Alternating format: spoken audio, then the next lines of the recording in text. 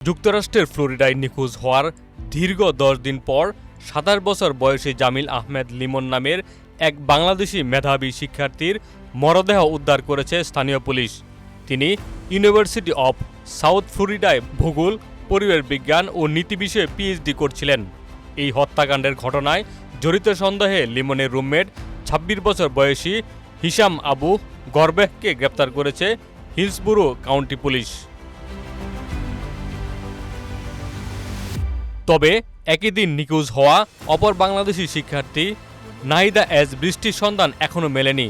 তাকে উদ্ধারে ব্যাপক তল্লাশি ও তদন্ত অব্যাহত রেখেছে মার্কিন আইন শৃঙ্খলা রক্ষাকারী বাহিনী। বিশ্ববিদ্যালয় পুলিশ বিভাগের তথ্যমতে জামিল ও নাহিদাকে সর্বশেষ গত ১৬ এপ্রিল দেখা গিয়েছিল। ওই দিন সকাল ৯টার দিকে জামিলকে তার ছাত্রাবাসে এবং সকাল ১০টার দিকে নাহিদাকে বিশ্ববিদ্যালয়ের ন্যাচারাল অ্যান্ড এনভায়রনমেন্টাল সায়েন্সেস ভবনে দেখা যায়। এরপর থেকেই তাদের মোবাইল ফোন বন্ধ পাওয়া যায় এবং সামাজিক যোগাযোগ মাধ্যমেও তারা বিচ্ছিন্ন হয়ে পড়েন। পরিবার ও বন্ধুদের সাথে কোনো যোগাযোগ না থাকায় ১৭ এপ্রিল থেকে তাদের এক পারিবারিক বন্ধু পুলিশের কাছে নিখোঁজ ডায়েরি করেন। এর পরিপ্রেক্ষিতে পুলিশ তদন্ত শুরু করে এবং সিসিটিভি ফুটেজ ও কল রেকর্ড বিশ্লেষণ করে লিমনের রুমমেট হিশামকে সন্দেহের তালিকায় আনে। শুক্রবার হিলসবোরো কাউন্টি শেরিফের কার্যালয় জানায়, সন্দেহভাজন হিশাম আবু গরবেহকে দীর্ঘ জিজ্ঞাসাবাদের পর তার দেওয়া তথ্যের ভিত্তিতে ট্যাম্পা শহরের হাওয়ার্ড ফ্রাঙ্কল্যান্ড ব্রিজ এলাকা থেকে জামিলের মরদেহ উদ্ধার করা হয়। পুলিশ ধারণা করছে নিখোঁজ হওয়ার দিনই বা তার কিছু পরেই এই হত্যাকাণ্ড ঘটে থাকতে পারে। অভিযুক্ত হিশামকে বর্তমানে রিমান্ডে রাখা হয়েছে। লিমনের মরদেহ উদ্ধার হলেও নাহিদা এস বৃষ্টির কোনো হদিস না মেলায় তার পরিবার ও কমিউনিটির মধ্যে চরম উদ্বেগ বিরাজ করছে।